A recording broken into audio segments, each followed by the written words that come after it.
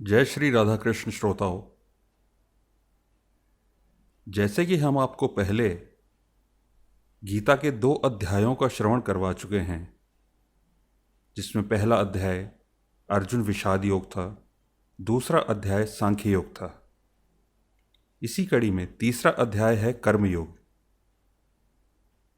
इस अध्याय में ज्ञान योग और कर्म योग के अनुसार जीवन में अनासक्त भाव से नियत कर्म करने की श्रेष्ठता का निरूपण किया गया है। इसमें कर्मों का गंभीर विवेचन किया गया है।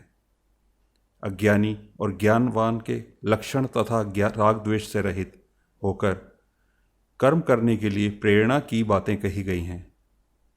इस अध्याय में ही हिंदू धर्म के कर्म के सिद्धांत का निचोड़ लिखा हुआ है। इससे यह प्रकट होता है कि हिंदू धर्म कर्मवादी धर्म है, भाग्यवादी नहीं। श्री कृष्ण कहते हैं कि वास्तव में संपूर्ण कर्म सब प्रकार से प्रकृति के गुणों द्वारा किए जाते हैं, जो कि कार्य और कारण की एक श्रृंखला है। तो आइए हम श्रवण करते हैं गीता का तीसरा अध्याय। अध्याय तीसरा, कर्मयोग। इस अध्याय में कर्मयोग और ज्ञान योग का भेद बताया गया है। तो श्रोताओं, आप श्रवण करें अध्याय तीसरा। अर्जुन उवाच ज्यायसी चेत कर्मणस्ते मता बुद्धिर्जनार्दन तत्किं कर्मणि घोरे माम नियोजनयसि केशव। अर्जुन ने कहा, हे जनार्दन, हे केशव, यदि आप निष्काम कर्म योग की अपेक्षा ज्ञान मार्ग को श्रेष्ठ समझते हैं तो फिर मुझे भयंकर कर्म युद्ध में क्यों लगाना चाहते हैं। व्यामिश्रेणेव वाक्येन बुद्धिं मोहयसीव मे तदेकं वद निश्चित्य येन श्रेयो हमाप्नुयाम।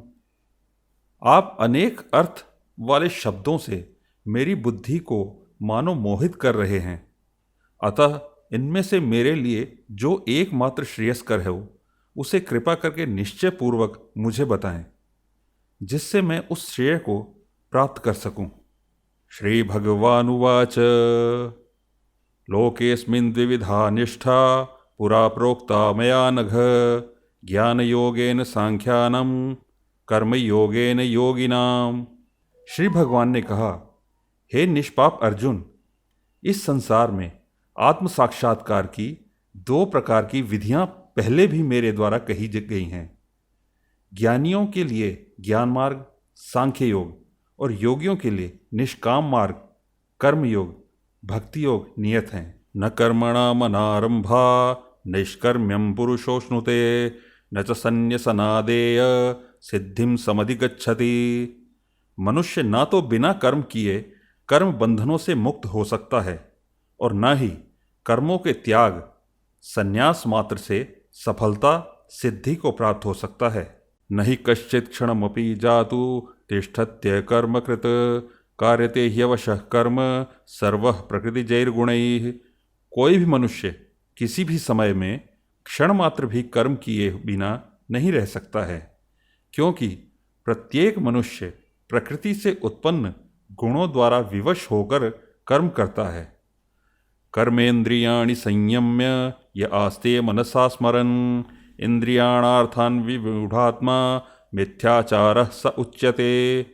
जो मनुष्य कर्म इंद्रियों को वश में तो करता है, किंतु मन से इंद्रियों के विषयों का चिंतन करता रहता है, ऐसा मूर्ख जीवन मिथ्याचारी कहलाता है। यस्त्विन्द्रियाणि मनसा नियम्यारभते अर्जुन कर्मेन्द्रिय कर्मयोग मसक्तः स विशिष्यते।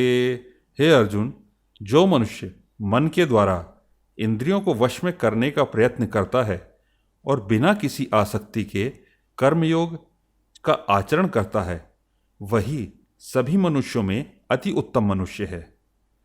नियतं कुरु कर्मत्वं कर्म ज्यायो ह्यकर्मणः शरीर यात्रापि च तेन प्रसिद्धर्येद कर्मणः। हे अर्जुन, तू अपना नियत कर्तव्य कर्म कर, क्योंकि कर्म न करने की अपेक्षा कर्म करना श्रेष्ठ है। कर्म न करने से तो तेरी यह जीवन यात्रा भी सफल नहीं हो सकती है। यज्ञ की उत्पत्ति का निरूपण। यज्ञार्थात् कर्मणोऽन्यत्र लोकोऽयं कर्म बंधन तदर्थम कर्म कौन्तेय मुक्त संगः समाचर। यज्ञ की प्रक्रिया ही कर्म है और इस यज्ञ की प्रक्रिया के अतिरिक्त जो भी किया जाता है उससे जन्म मृत्यु रूपी बंधन उत्पन्न होता है।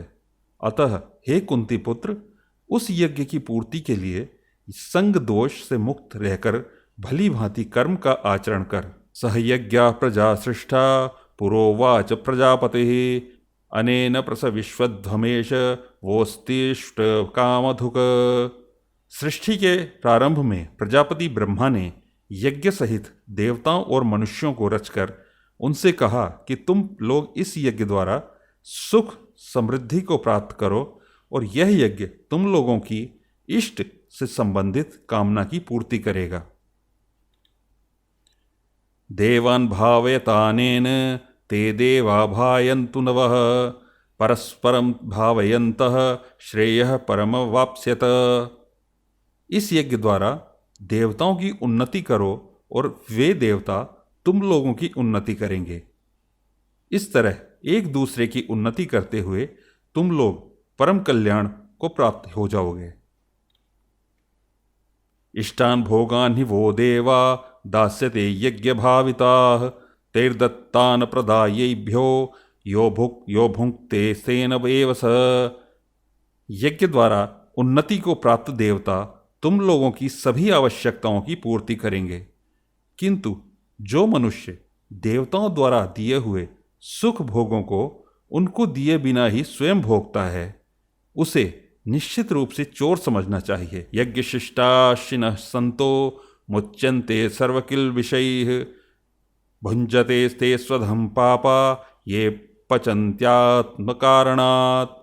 यज्ञ से बचे हुए अन्न को खाने वाले भक्त सब पापों से मुक्त हो जाते हैं, किंतु अन्य लोग जो अपने इंद्रिय सुख के लिए भोजन पकाते हैं वे तो पाप ही खाते हैं।